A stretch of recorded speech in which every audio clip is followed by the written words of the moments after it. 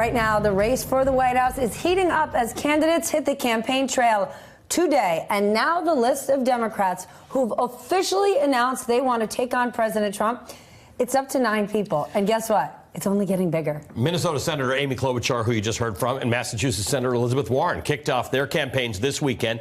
They had very different messages. Senator Warren taking direct aim at Trump. The Trump administration is the most corrupt in living memory. We need to take power in Washington away from the wealthy and well-connected and put it back in the hands of the people where it belongs. And Senator Klobuchar emphasizing the heartland and the message of unity.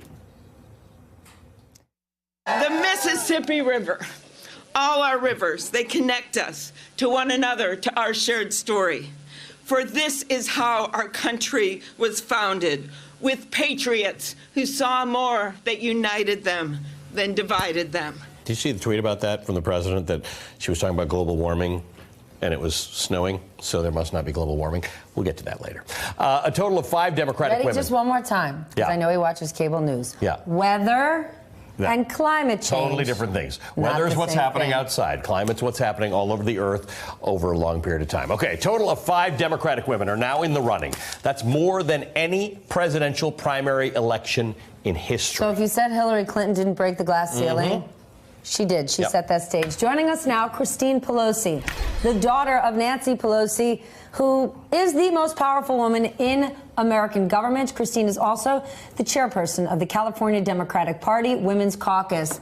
Christine, let's just take a beat on that for a moment. Senators Klobuchar and Warren joining the race officially brings the number of Democratic candidates to 9. 5 of those contenders are women. That right there is historic in and of itself. What's your take? Well, thank you for having me. I'm so excited that we have 5 powerful women running for president. And I would say on the Democratic side, everybody who is a strong contender for president will have to be a strong feminist. And my goal as chair of the California Democratic Party Women's Caucus is to bring women into service, help them, as Nancy Pelosi says, know their power and speak their power. So I think it's going to be very exciting for young girls and boys to see that no matter your background and no matter your gender, you can run for president of the United States. To that point right there, when we say it's important that all those women are feminists, and stay with me, does feminism truly include all women? We have seen how energized and excited and powerful the women's movement is. But is it truly inclusive? Because if you think about why the ERA wasn't ratified, it wasn't men who blocked it. It was traditional women. And when you look at a Trump rally, there are quite a few women there who wouldn't identify with feminism. And so are we saying, or are you saying, well, that's a faction of the population that we're not going to go for? Or is there an effort to figure out women who don't identify with the feminist brand, what are their needs? What is their plight? Can we bring them into the fold? I think so. I mean, when we think of the feminist movement, a lot of the work was done by black women, but they were ignored by other white women. So even as we're here in Black History Month, we have to acknowledge that when we talk about women earning the right to vote, which we will celebrate the 100th anniversary next year, that was white women. It took longer for African American women, Native women, Asian women, Latinx women. So I think that the movement has to be inclusive of all races and genders. And that includes, when I say feminist, I mean feminist men in that conversation as well. In other words, you don't have to be a woman to be a feminist, and you don't have to have policies that exclude men or that exclude certain segments of the female population in order to succeed, you have to include everybody. Yeah, that's a good point. All right, the president has, as we said, weighed in on Amy Klobuchar and Elizabeth Warren entering the race, just commenting on her climate change stuff. Amy Klobuchar's climate change discussions during a heavy snowstorm. He talks about Elizabeth Warren's heritage. We've seen it with a number of people who speak out against the president. He attacks them, often with a nickname. It's different with Nancy Pelosi. It's different with your mother. Why is that? And why does he seem to understand her power and not want to tinker with it? Hashtag no nickname for Nancy. Well, I'd say this.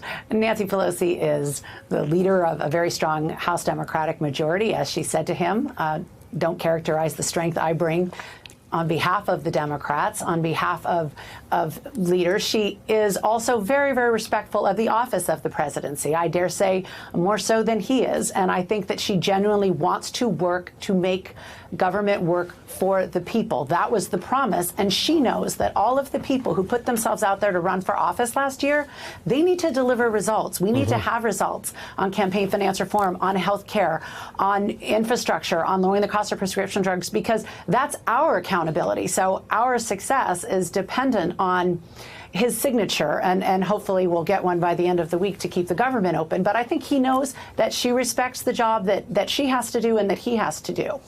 Let's talk about that government shutdown. To your point, we're just a few days away. If Congress doesn't agree, we're going to be back in shutdown territory. I want to play a bit of the negotiations from the last shutdown where Speaker Pelosi and the president really went head to head. All Americans can be proud that we have more women in the workforce than ever before.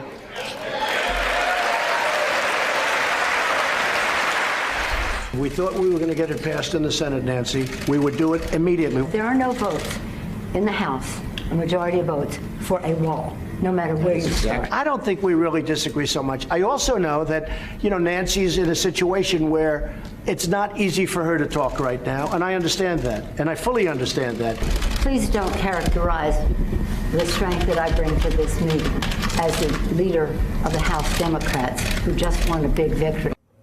Okay, that was some hot fire right there.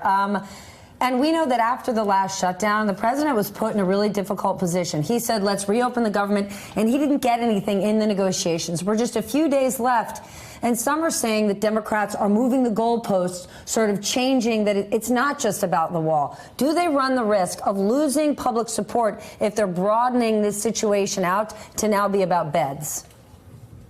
Well, I think there's two things that we have to keep in mind, Stephanie. Good question. One, which is, what do the American people want? The American people want us to pass comprehensive immigration reform. They are very concerned about the children who have taken away from their parents at the border, and that the United States government has lost track of nearly 1,000 of them. They're also very, very concerned about keeping government open. One thing that the Republicans misunderstood, I think, is that the American people understand the government is the people. And you all did a lot of shows about the people who are working on low salaries. They went into public service to try to help other people, and whether they were flight attendants or air traffic controllers or people working at our museums or national parks, these are people that others really cared about. And I think all of those things remain true. So I trust the bipartisan appropriations process. These are professionals. They'll get something done.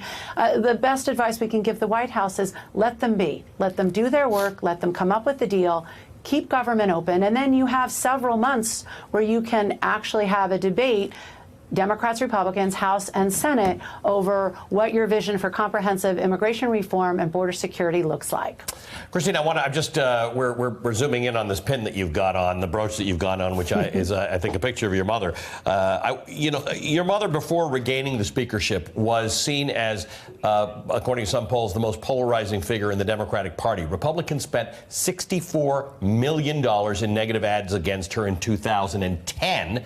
And now she's flexing her muscles in Washington. And even with the president, there was that picture of her, what you've got, where you're wearing it, putting on shades, smirking as she left the White House. The video of that clap in the State of the Union for Donald Trump went viral. You wrote about that moment. Tell us about what you saw in your mother's clap. Well, what I saw was her saying, all right, well, if this is going to be a new standard you're going to set, let's see you live up to it. And it was funny, that night I went to sleep and I woke I dreamed that I was back in high school and that I was grounded. And so when I woke up, I That's a just sort nightmare. of tossed off that tweet, and it is a nightmare. I woke up, I tossed off the tweet, went and got my daughter ready for school, and by the time I came back to my phone, it had completely blown up. I think a lot of people have tough moms who can look at them with a simple look, an arched eyebrow, or a clap, and let them know that you can't get away with anything. And if you, speaking of moving the goalposts, if you've decided that after not treating people with respect, you're suddenly going to pledge to do so, that's great. Mr. President, you first. Oh, Christine, as the daughter of also somebody who has a strong mom, there's no such thing as a simple look from your mom. It's the opposite. It is there has never been a simple look fraught with in the stuff. history of mother-daughter relationships. Christine, There's good no to see you. such thing. Thank you for being with us, Christine.